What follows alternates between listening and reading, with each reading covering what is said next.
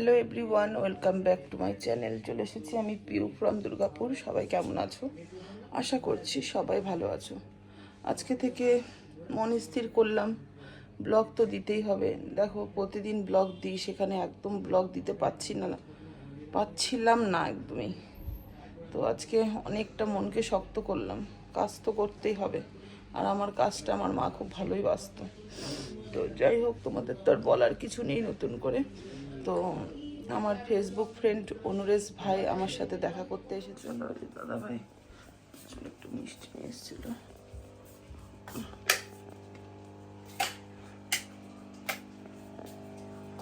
ভাই এটা খাও। মিষ্টি খাও না, শোনো না, প্রথমবার এসছো তো দাদার বাড়িতে, এটা খেতে হয়। আরে জলটা এখানে রাখো, খাও। সবই তো নিজেদের, তাই না? লজ্জার কিছু নাই, সব দাদা ভাই। চিনতে পারছি না। আচ্ছা, তার মানে পটাশিয়াম লেভেলটা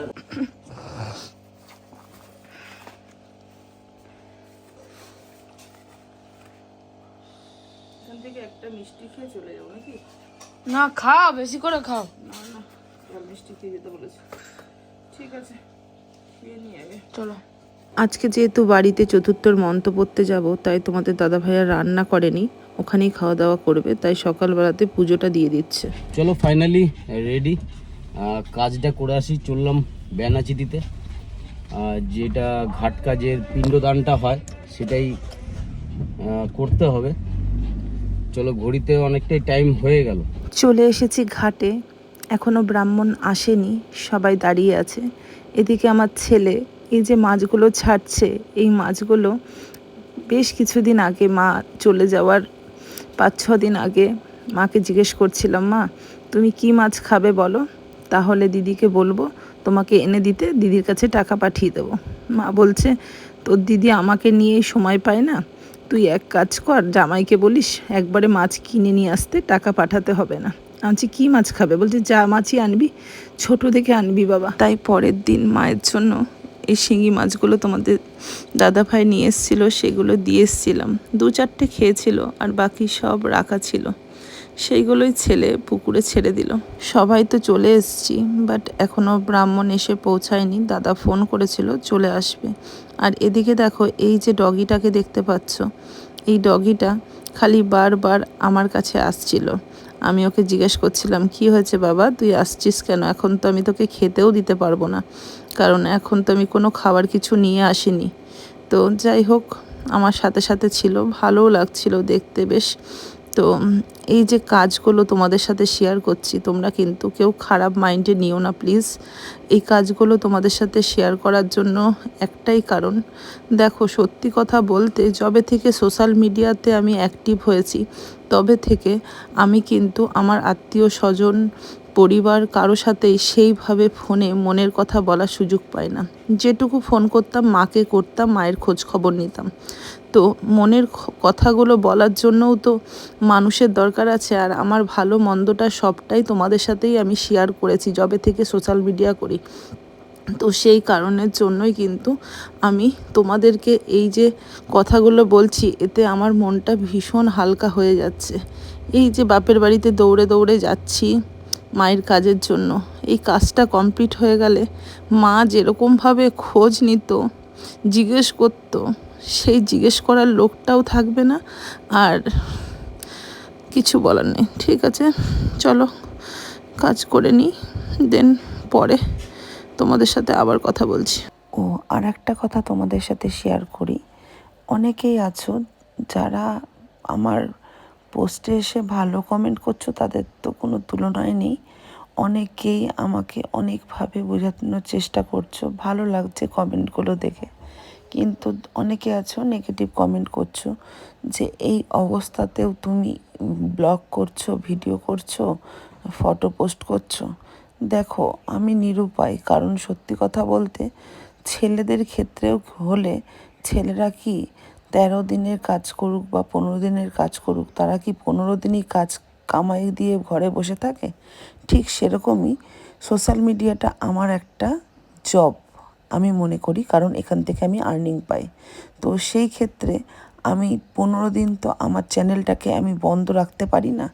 আর যদি আমাকে কিছু পোস্ট করতে হয় তাহলে এখন আমার যে অবস্থাতেই আছি সেটাকেই আমাকে পোস্ট করতে হবে, কারণ এত তো আর স্টক কারো থাকে না, ফটো বলো ভিডিও বলো। সেই জন্যই কিন্তু আমি পোস্টগুলো করছি, যেগুলো ফটো পোস্টের কথা বলছি। আর ভিডিও পোস্টগুলো আমি তোমাদের সাথে শেয়ার করব না তো কার সাথে শেয়ার করব, সেটা তো তোমাদেরকে বললামই। এবার আসি মায়ের কাজের কথায়।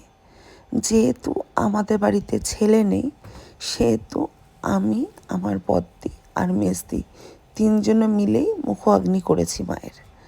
এবার যেহেতু মুখোগ্নি করেছি সেহেতু ধরাও নিয়েছি।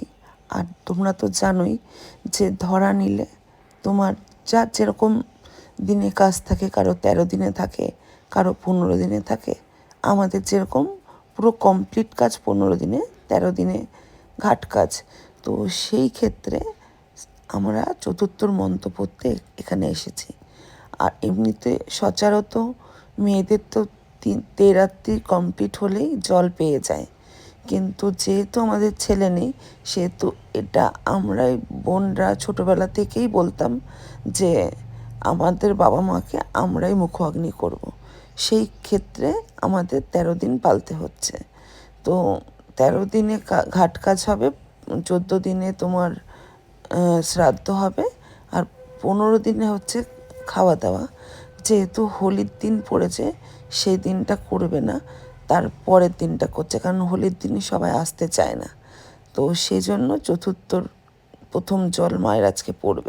কাজ বাজ কমপ্লিট হয়ে গেছে, টোটো গাড়ি চলে এসছে, টোটো গাড়ি করে এবার বাড়ির দিকে যাব। যেদিন আমরা চতুর্থর মন্ত্র পড়তে গেছিলাম তার 2 দিন পরে আজকে আমি ভয়েসটা দিচ্ছি, তার মানে আজকে হচ্ছে আমাদের 6 দিন। আচ্ছা বন্ধুরা, তোমাদেরকে বলি, যদি তোমাদের এই ভিডিওগুলো দেখতে খারাপ লাগে, দৃষ্টকটু লাগে, একটু তোমরা আমাকে আইডিয়া দিও তো, যে আমি তো ব্লগ দিই, তোমরা দেখেছো প্রতিনিয়ত, কি দেওয়া যায় ব্লগের বদলে, কারণ এখনও মোটামুটি তোমার 9 দিন বাকি রয়েছে।